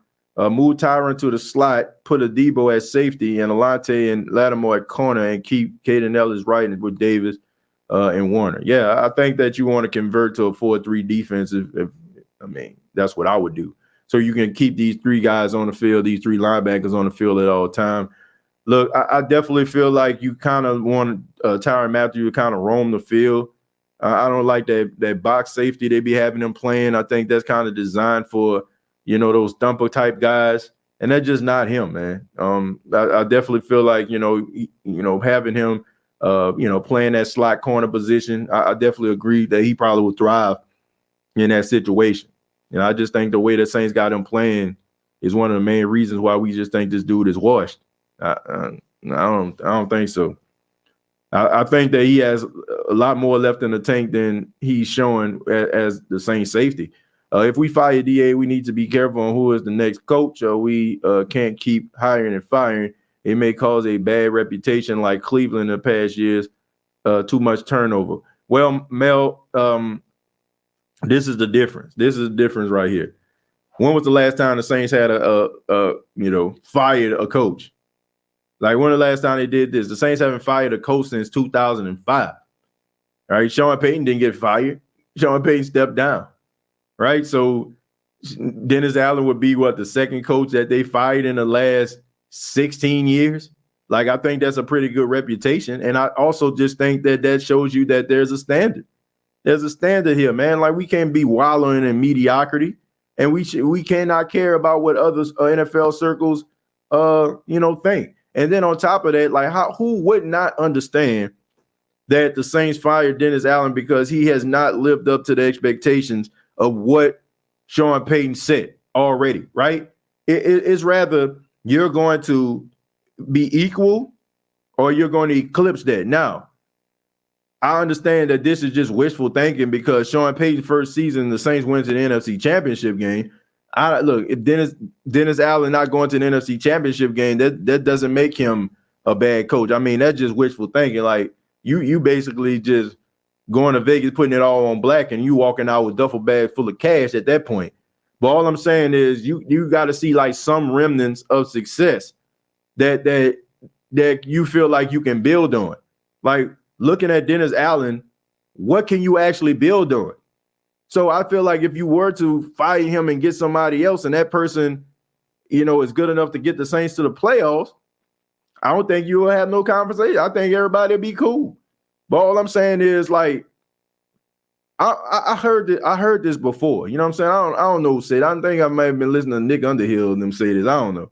Him and Mike Triplett. I think they may have had that conversation, but I don't agree with that. I don't. I don't agree with people are going to look at the New Orleans Saints if they fire Dennis Allen as a one and done coach. I don't, because look who he replaced. That's like, I mean, that's just like if the Saints move on from Andy Dalton and Jameis Winston. Like, look what the standard was. The standard was Drew freaking Brees, the second all-time leader in passing yards, the second all-time leader in touchdown passes. Like, look who you replacing. Like, how can you not understand that? Like, so I'm not buying that people are going to look at the Saints as a dysfunctional organization, especially since you had the same coach. And it wasn't like the Saints were making the playoffs every single year with Sean Payton. They missed the playoffs sometime. They have a good defense at times, but they kept him around. So that alone shows you that they have a good reputation, and they also have the patience that is needed in order for them to build the team. But they also have a standard that was set by Sean Payton and Drew Brees, and they want to follow that. I don't understand why anybody would get upset at a situation like that. I don't know. I don't. I mean, you dating somebody, and all of a sudden, something happens, right? I don't know, something tragic happens or something like that. Like, if you go back out there, you ain't about to just find anybody. You're going to try to find somebody that loved you and cared about you and appreciated you the way that the person that's no longer here was, right? Right? You're not going to just sit up here and just fall for and accept anything. I hope not.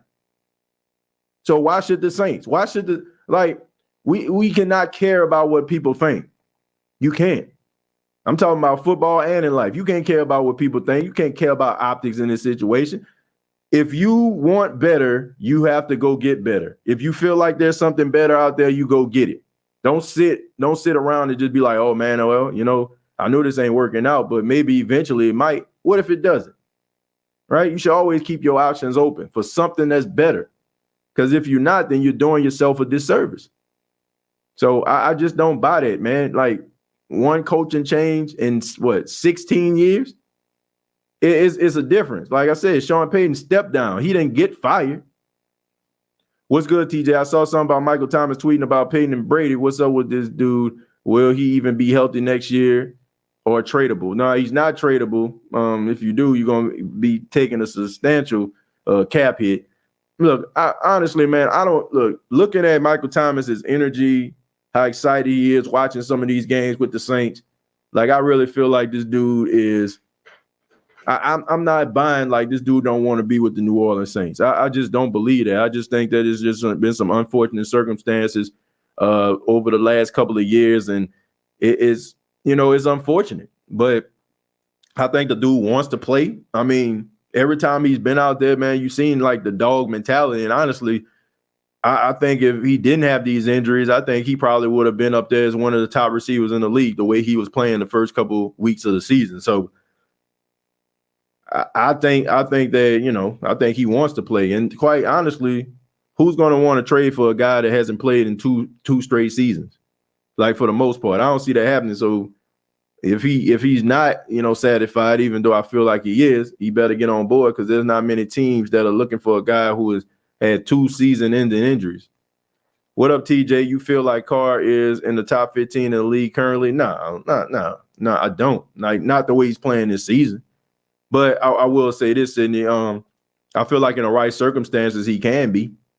I think in the right circumstances, he can be, And if he's not 15, he's like 17 or 18. So, I mean, you're close to being there. And, even if you're not a top 10 quarterback, that don't necessarily mean that you can't win a Super Bowl. Like, I don't know. You know what I'm saying? Like, even like, I think he can be a top 15. Like I said, I think he's on the outside looking in right now based on the circumstances, the situations that happen in Las Vegas. But I don't think that is far-fetched. Like, I don't think, like, okay, if you're watching NFL Top 100 and he ends up like being number 90, 90th player, I don't think, like, in the right situation, the right offensive coordinator, like you watch it next year, he probably wouldn't be like 50 or 40 or something like that. I think that he has that type of talent, but I just think that you need somebody to bring it out of you. And if a coach don't believe in you, I mean, it's kind of hard for you to really do that. I think Baltimore would trade for Mike T. I think so. That would probably be a good play for him. Inevitable. The way that he plays, the wide receiver position, yeah, that probably would be a good play for him. I think he'll thrive out there, because the way that Lamar Jackson, they run the offense through him, I think that it probably would be great. But I also think that Michael Thomas might, end up being a little bit frustrated with that, having a running quarterback. I think that he wants to be the focal point of the offense, and he wants a quarterback that has the ability to run, but not looking to run. You know what I'm saying? Like, going to sit there in the pocket and stuff like that, try to give him the ball. I feel like that's probably what he's looking for. TJ, if you were Mickey Loomis, would you try to re-sign Jarvis Landry next year? Hell no, to the no, hell to the no. Man, I ain't feeling that. Jarvis Landry looked pretty washed to me. I don't know. I think he gonna find himself on somebody's team, but I don't think that people gonna be knocking down his door and beat down his door trying to get him to be a part of their team. I think it's gonna be like one of those things where guys are going to go down, and then all of a sudden they might call him up, because I mean the phone wasn't ringing last season. It wasn't ringing. Like, it wasn't like he just had a whole bunch of offers. And nothing that I've seen in the Saints uniform this past season shows me that, that he has anything left in the tank. He looked washed as I don't know what out there. But I mean, it could be because of those injuries that he was dealing with. So I want to give him the benefit of the doubt with that. But I wouldn't sign him back. I feel like you can find something else out there, give you way more production than what he's giving you. Cowboys still trying to relive the 90s. Saints now trying to relive the Breeze and Payton era. It was because there were 2 really good eras, right? Yo, TJ, I've been trying to get in the phone lines for the past few times. How we get access to that? Well, normally I will put a link down in the chat. We did earlier, man. We talked and we kind of discussed that and stuff like that before. And, we were talking about Derek Carr, and a lot of people kind of chimed in. And, like I said, I feel like, I don't want anybody to feel like I don't value your opinion. I'm just saying, like, I just want to give people a perspective that maybe they weren't paying attention to. And I know how it is sometimes. Like, sometimes, like, it's one like you know when you like really care about something, like you go the extra mile to do it, go the extra mile to execute it. It's different. Like, but if you don't really care about nothing, you know, you kind of just keep little cliff notes on the side just in case, you know, it might come up. It's almost like, you know, like a fire extinguisher. You know what I'm saying? You break the glass to get, you know, like that's kind of what it is. When it comes to the Saints, all of us are knowledgeable. Like we eat, sleep, and breathe black and gold. You know, like there's not a day that goes by that at least one or two of you, if some news come out about the Saints, just especially my guy Jerry, that you would email and tell me about what's going on. So we eat, sleep, and breathe this stuff. But when it comes to like the National Football League, there may be times where, you know, players or situations that we're not familiar with. And you have to take this into the account as well. Like I know about other NFL teams, but I'm emotionally invested in the Saints. If the Saints playing at 1 o'clock Eastern Standard Time and the Raiders are playing at 1 o'clock Eastern Standard Time, who I'm watching? You know, I'm watching them Saints. So, of course, you know what I'm saying? I'm not going to know what the Devontae Adams did in real time, or Derek Carr, what they did in real time. You know, like, so it's easy for us to like, okay, if Derek Carr throws 3 interceptions and watch NFL, First Take or something like that, and they just going to read this dude the riot act and be like, oh, man, Derek Carr this dude must suck. You know, and then all of a sudden, like when his name come up in the back of our mind, we remember the conversation they had about him throwing them 3 picks.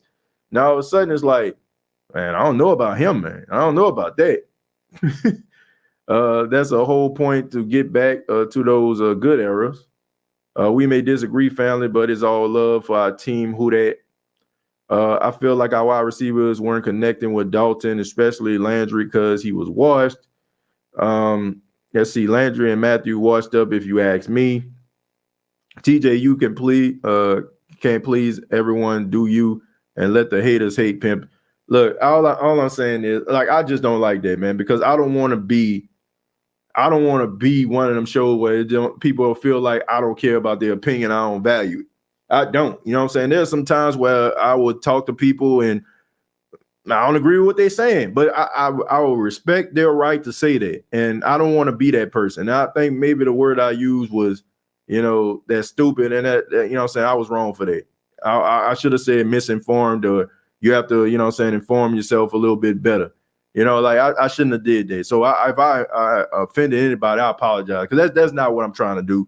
It's not what this show is based on. It's not what we built this platform on. So I just want to make that clear. But I also wanted to put something on people's mind that they may not have been familiar with it. They probably didn't know. So hopefully people understand that, and you've been riding with me long enough to know, you know, that's not my intent to try to offend or hurt anybody. Derek Truck, thank you very much for $2. Says I'm bigger than Derek Carr, more powerful too. Oh man. Shaheed gonna make a few dudes on this team expendable. Yeah, Rashid Shaheed is playing pretty well. I just hope that he can keep this momentum going, man. I hope Smoke Monday stays healthy all next season. Hope we draft a passing quarterback. Look at recent history with running quarterbacks, Mariota, Lamar, and Fields to a degree. They miss time and offense suffers and changes quickly. Mel, I do agree with that. I'm more of a guy who quarterback doesn't look to run, will run if necessary. And you know, honestly, that's the wave of the NFL. Like you have guys who can throw the football like Mahomes, right? He can sling that rock, but if he's under the rest, he can get out the pocket. He can get you them 5 and them 6 yards. He can slide. I mean, same thing with Joe Burrow. You know, Joe Burrow is a pocket passer, but he will run if necessary. So I do feel like that's the wave that you want to go, more so than having a guy who runs first, pass later. You know, like I feel like, yeah, you're probably more susceptible of getting hurt, because when you're outside the pocket, dangerous things happen. And, you know, some of those guys, they have no regard for their life at that particular time, except for getting that first down and getting that touchdown. And sometimes they you know, put themselves in a position where they can be out for a couple of weeks, and then the team is wondering what they can do. Like I said, some of y'all need to just get out of your feelings. At the end of the day, it's football. It's a football game. I get the passion, but let's be for real. Yeah, I mean, look, I think people want to feel that their opinion matters, and like I said on the State of the Saints podcast, people's opinions matter. I think that I think the misconception about all this is the fact that I feel like I'm right because, like, I mean, I'm the only person really here talking. You know what I'm saying? So it's like when I talk and I say things, it's like, oh, I just know it. Like, man, if I was just sitting up here like dry, bored, like uninterested, like, would you still want to tune into the show? Probably not. So, I do, like, I don't do shows when I'm not feeling it. And I'm not going to just say anything just to be saying it. So I bring the energy. I say what I feel with confidence. And sometimes people may feel like that's arrogance on my part, but it's not. I mean, I don't feel that way. Let's see. CJ Gardner Johnson telling Philly all the Saints' weaknesses. TJ, but we all grown, and sometimes being brought back to reality is life. They sometimes feelings get hurt, and you just have to get over it with all due respect. Yeah, I agree with that, Leslie, but at the same time, like, I understand that sometimes people, get emotional, but I don't want people to feel like their views don't matter.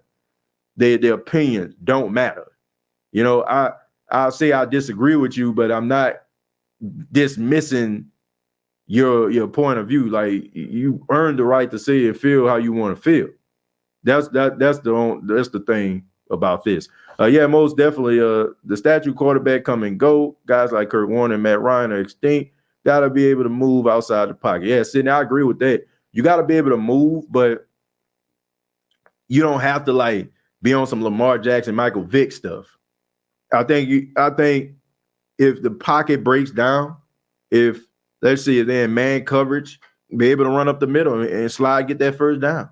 You know what I mean? So was giving the Eagles basically a top 10 pick, which could be lower worth Lave. Some people say he would have still been available for us. Well, I don't know if he would have been available or not, especially since the Green Bay Packers desperately need a number one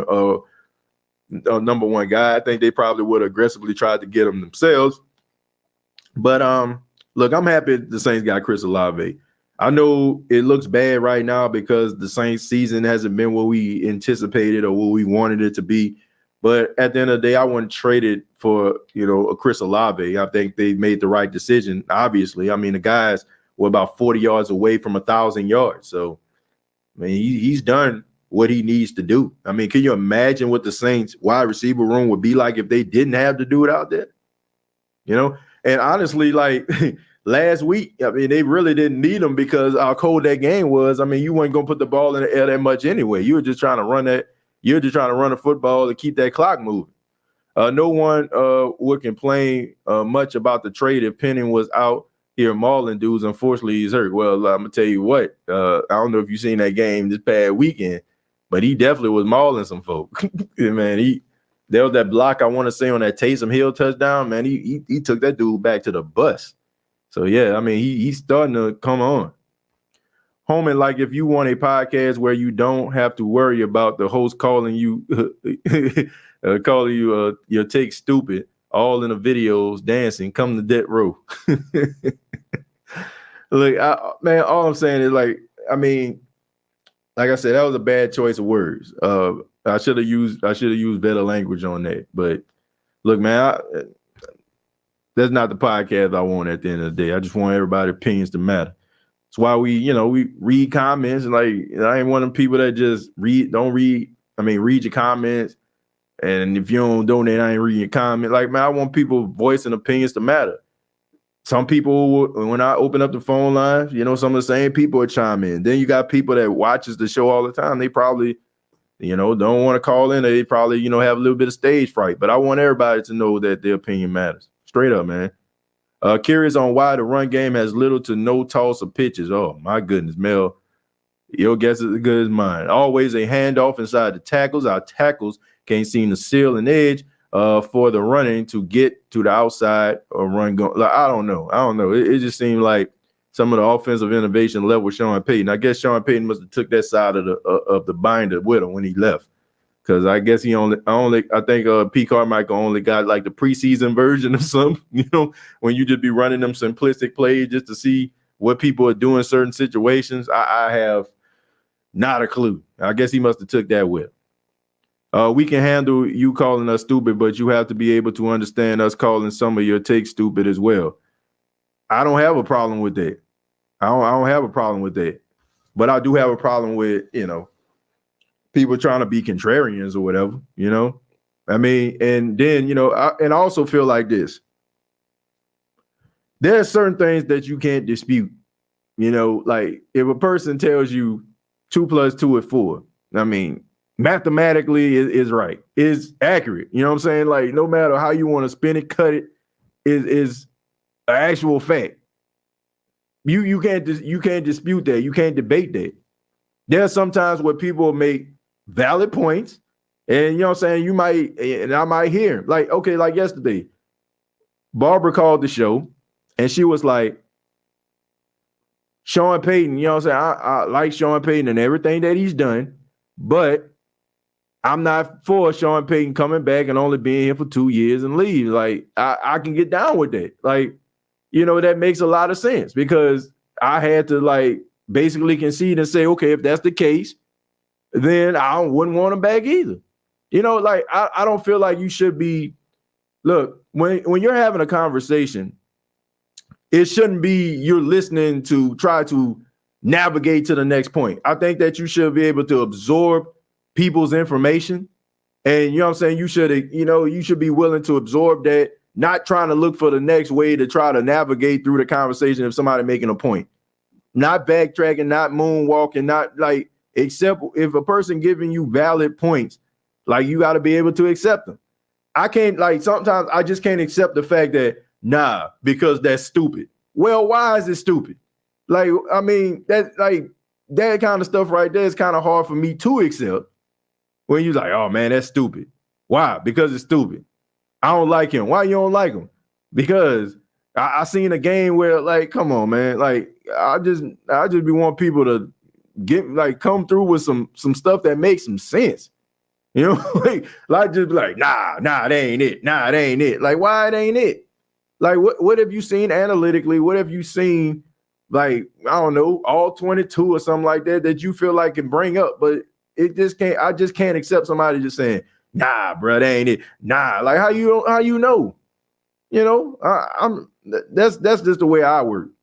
That's just the way I feel about it. And then, I mean, some people, a call and say some stuff like me because this show is so successful. I'm just being real. Like, some people, like, it's most of the people, like, at the end of the show, they'll make comments in the chat and talk about how wrong I am, but don't have the huevos to actually call in, so that's where we at, because some people probably, wish they had a podcast, this successful, where you can actually have conversations and have people that you can talk to consistently. So, I mean, I think I know the difference. TJ, everyone has an opinion, and you did come across as only yours did. Glad you did know the temperature in the room and apologize. Apology accepted. Yeah, like, I mean, that wasn't my intent, I don't care who Carr starts for in 23, as long as it's not for the Raiders. They suffered enough with that poor play. Sean Payton took his screen passes, his stretch sweeps with him. Man. He took all that with him. It's like, man, did you call Sean on the phone? Did you take the stretch plays and the pitch and the toss plays with you too? Yeah, I'm sorry, man. I got it in my back seat. I think when I moved, I think I got it in a box somewhere. I'll send it to you. And ain't sent it yet. I got you, man. I'm gonna send it to you next week. TJ, numbers don't always tell the story either. Numbers have context as well as those can be debated. Yeah, and man, they can be debated. I do agree with that, but let me just say this, okay? I don't like using numbers based on like one particular year of success, right? Because I feel like that's what people will do. They'll big up a person's greatest moments to validate themselves or whatever. But I do think that sometimes you have to put that into context as well, because a person may go to a different team. They may align themselves with a really good coordinator. They might align themselves in a really good situation, and their numbers is an indication of what is to come. But when it comes to this particular situation, the reason why I use the numbers is because Derek Carr had 3 different coordinators at that particular time. I want to say 2 different head coaches. So by putting those years up there, I was able to compare it to say that no matter the play calling, no matter the coach, it seems like to me like that's, you know what I'm saying, he was still able to put up these numbers in that way, So that's the reason I decided to put it up there. But I'm very careful about using certain analytics to try to validate a guy, especially like if it's like 1 year or something, because like I said, that 1 year could be an indication of what's to come, but I need to see it again in order for me to be like, okay, this guy just turned the corner. I mean, even like with Jalen Hurts, he's having a good season, and it does look like he's turning the corner, but I'm not going to say he in the same conversation with Josh Allen or Patrick Mahomes or something like that. I just don't believe that. But if what he's done and he builds on it year after year, I think we need to start having that conversation. TJ, one of the biggest things folks don't grasp is when new information is introduced, one's opinions or stance can change or evolve. Otherwise, they're just being stubborn or want to be right. Yeah, I mean, look, I don't want to be that way. You know what I'm saying? Like, I ain't trying to just sit up here and just act like I'm the most rightest person in the room. There's been times where I got stuff wrong, names wrong, stats wrong, and you have people up here in the chat that just quickly correct me about it. And, I will take that into consideration and I will address it. I don't feel like you should ever just be to that point. And even though that wasn't my intent, I know it did kind of come off like that at the beginning of the show. So that's why I wanted to apologize. TJ, we live in a world where facts and truth are silent. So that's delusion. People that talk are heard. Yeah. Let's see. Me and TJ differ. I ain't nice like boss. I slap black off you. TJ, my boy, just wanted to say what's going on, Tim, man. Appreciate you for being here. Let's see. How much of a partial amputation of the Davenport finger is to blame for lack of success? Personally, he had one great season, but always seemed injured. Yeah, man, I think that's something that you may need to discuss in the off season. And this could be like one of those situations where it can be the best decision, or it can be one of those things that blow up in your face. Davenport can end up like going somewhere else and be playing like Trey Hendrickson is for the Bengals, or he can go somewhere else and continue to have these injuries. But I think they need to have a serious conversation of where they are with him. Most folks don't know how difficult it is to just turn on the camera and start recording and doing content. That's a huge task in itself. Yeah, I mean, it is. It is a huge task, but I mean, we've been doing this for quite some time, and I know, I'm not always people are not always going to agree with everything I'm saying. And sometimes, people may agree with what I'm saying, but I don't know, man. I love doing what I'm doing. I love doing what I'm doing. Like I said, I think, sometimes, people come here and they'll say certain things. And I feel like they probably just trying to get clarity or getting their point across. And then like you have individuals that I'm just keeping it a buck. They just mad, you know what I'm saying? They just mad at the podcast and the success that we have, and and I don't know. And sometimes people just want to spoil that, or they get upset with that. I mean, it's just the truth. But like I said, I kind of know the difference. The 5 big is starting topics always make interesting convos: sports, religion, race, politics, and sex. We all have different opinions on these 5 topics, no doubt. Yeah, that's what makes us special. Like we all are different. We all have different opinions, and we all, like think differently. Dude is a-okay. He is not great. Now you're talking years past. What we talking about years past? I don't know what we talking about here. Let's see. I feel like Carr would thrive with the leadership of the Saints organization. Mostly been listening, TJ. I appreciate yours and everyone else's perspective. We don't all have to agree on everything, and it's good to have debates. Let's see.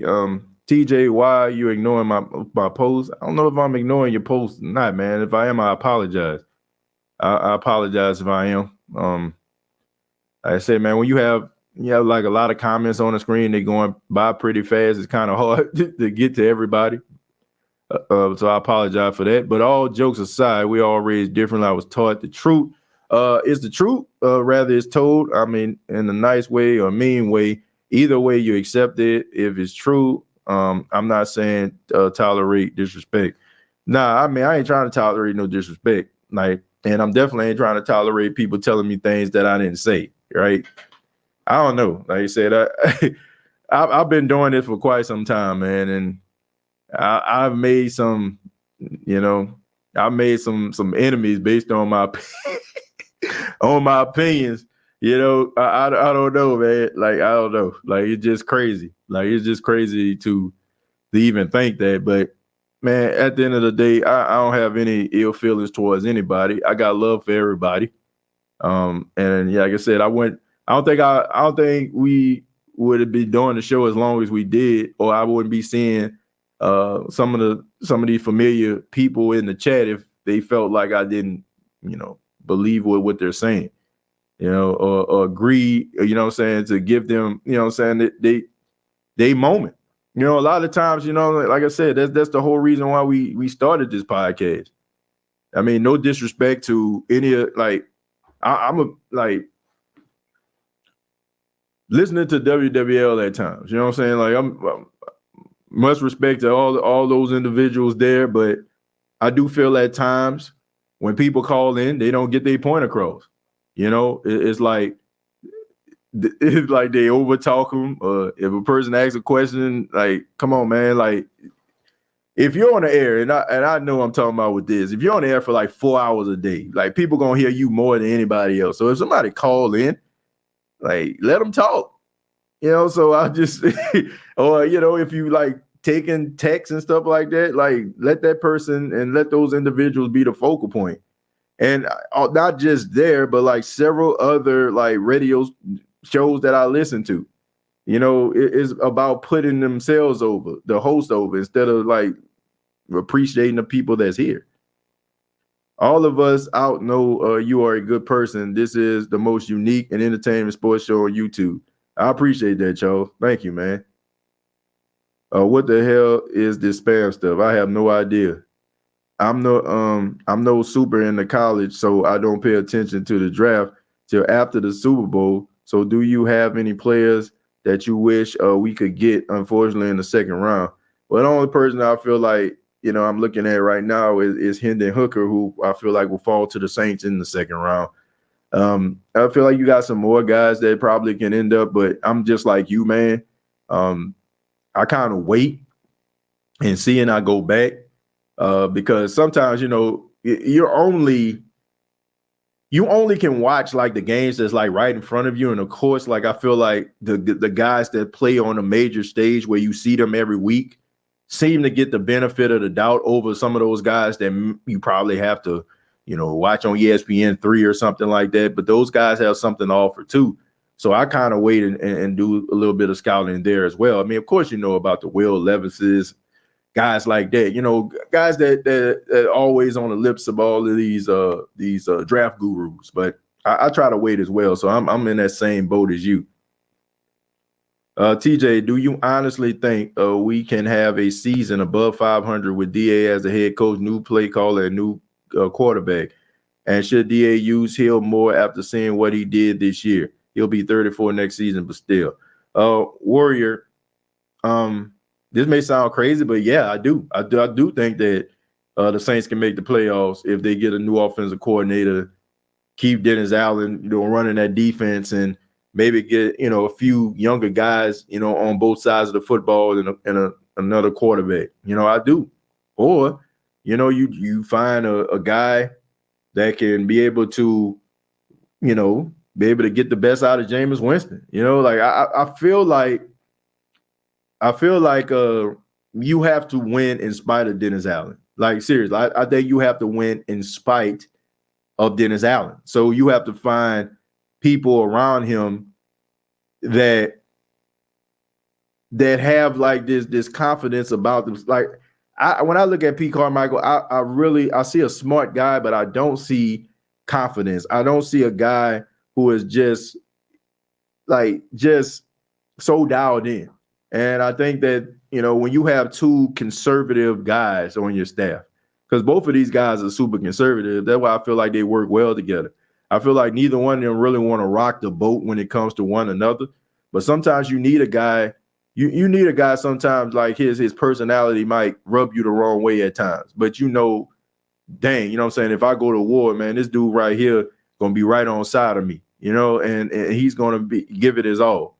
So I think that they may need somebody, that's opposite of a Dennis Allen. Don't have that type of personality. Like kind of like when Dennis Allen first came back and the Saints had Rob Ryan and they had like Dennis Allen as like a consultant. Rob Ryan and Dennis Allen could be, they couldn't be no different at all. You know what I'm saying? Like, and I think that you need that type of stuff going on. I think that Dennis Allen's attention to detail and Rob Ryan's like reckless personality, they kind of clash. But sometimes you need that opposite person. You know what I'm saying? Like they have their old saying, opposites attract. So I think that that's what the Saints may need. TJ, keep doing what you're doing and speaking the truth. You have a great podcast. Paul, thank you, man. I'm not going to keep on doing what I'm doing if I'm doing bad and not make the correction like Dennis Allen was talking about after that Arizona game at halftime. Keep on doing what you're doing. He's like an average quarterback, can win with him, but not because of him. Everything around him got to work. I don't know about that, Mario. I don't know if we're talking about Derek Carr or not. I've seen Derek Carr. Like, look, the Raiders have never had like a top-notch defense since this dude's been there. They've always had a little bit of offensive line issues. They got Chandler Jones and they got Max Crosby on this team, and they still like dead last when it comes to the pass rush, dead last when it comes to the defense. So I don't know, and it's been like that for a while too. So the way I look at it, I think that he can win games for you, and also I just feel like Mario.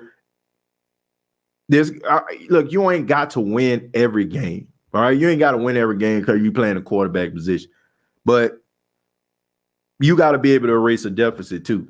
You know what I'm saying? You got to be able to erase a deficit. You got to be able to facilitate that offense and get the ball into the hands of the playmakers. And if you can win 3 of those games, if you can win 3 games like that, if your team is good enough, they won't need you to do that every single week. But you got to be able to win some games. You got to be able to lead your team to victory. You got to be able to do that. I have to catch myself all the time, chosen out of respect for our brother TJ. At least you know how to clean up, TJ. Yeah, well, if you let my wife tell it. Oh man, yeah. She'd probably tell you I don't know how to clean up. She said I straighten up. So I guess I'm a good straighten upper. I don't know. TJ, could you imagine Dennis Allen pulling up on you and saying you got a problem with me, the way I handle things here? Yeah, and I tell him to his face. I'd be like, yeah, I do. Like, man, look, sure, I ain't scared of no Dennis Allen. Like, I mean, I'm serious, man. Like, I tell, you know what I'm saying? I tell anybody, you know what I'm saying? I tell anybody like how I feel. Like even like when like with Rashard Matthews, shouts out to him, man. That's a good brother right there. Like he actually agreed to come on the show because I had a problem with you know what I'm saying? Like when he retired and he wrote this long Instagram post or something like that. And, we just kind of like chit-chatting behind the scenes or whatever, but I was like, I asked him, do you want to come on the show and talk? And he's like, okay. So, but I didn't shy away from the way I felt about it. I did, you know what I'm saying? I told him how I felt. So I'm not just going to sit up here and just talk behind a mic and just say some stuff, you know, and not be able to say it to anybody's face. I mean, I'm just not doing it. Like that's fake as I don't know what. That's fake. Now that's fake stuff right there. Like saying stuff behind people's back. Well, I don't say behind people's back. I mean, look, doing a podcast, but I'm willing to say those things to a person's face. Because I don't feel like anything I'm saying about a person isn't backed up by their play, their efforts, you know. Got to. TJ may know how to clean up, but we all know Dennis Allen is the king of cleanup. Yeah, and he's been cleaning up since week 1. I'm totally disappointed in the Saints a front office and Mrs. Benson. DA not that guy. May seem like he the guy for them. I'm trying to see if I can read like 2 more. Talented teams have won in spite of bad or so-called head coaches. Barry Switzer, Mike Ditka, Mike McCarthy, Amari Schottenhauer, Jeff Fisher, and Jerry Glanville, etc., have all had nice runs. Yeah, man, Barry Switzer, I mean, he just was a recipient of a good team. Mike Ditka, I mean, come on, man. Buddy Ryan's 46 defense is the reason why they won anything. Mike McCarthy, bruh, Mike McCarthy is a good coach. I'm sorry. Mike McCarthy is a good coach. I see what you're doing, Eugene, but he don't belong on this list because I've seen the Green Bay Packers make the playoffs. No, like Don Capers, you know, they kept Don Capers way too long. They didn't have a really good defense, but Mike McCarthy always had found a way to win football games. So I gotta give that man his props. Okay, I don't feel like he deserves to be on this list. I think he a much better coach. I just think that the whole cowboy talk, you know, but if you look at this dude track record as a coach, he's been successful. Marty Schottenheimer, great coach. Like you just can't. I mean, Andy Reid won 1 Super Bowl, but before he won that Super Bowl, he still was a great coach in my eyes. Right? I mean, basically, you know, it got the monkey off his back to say if he can win the big one, but he still was a good coach. Marty Schottenheimer is one of those guys who, I mean, he went to the Cleveland Browns, had an AFC championship game.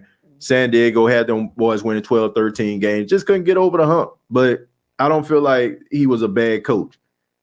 Jeff Fisher, nah, he ain't it. And who was the other person that you said? I want to make sure. Jerry Glanville. I mean, yeah, Jerry Glanville. I mean, he had like that one good year. We had the Falcons had that real good defense.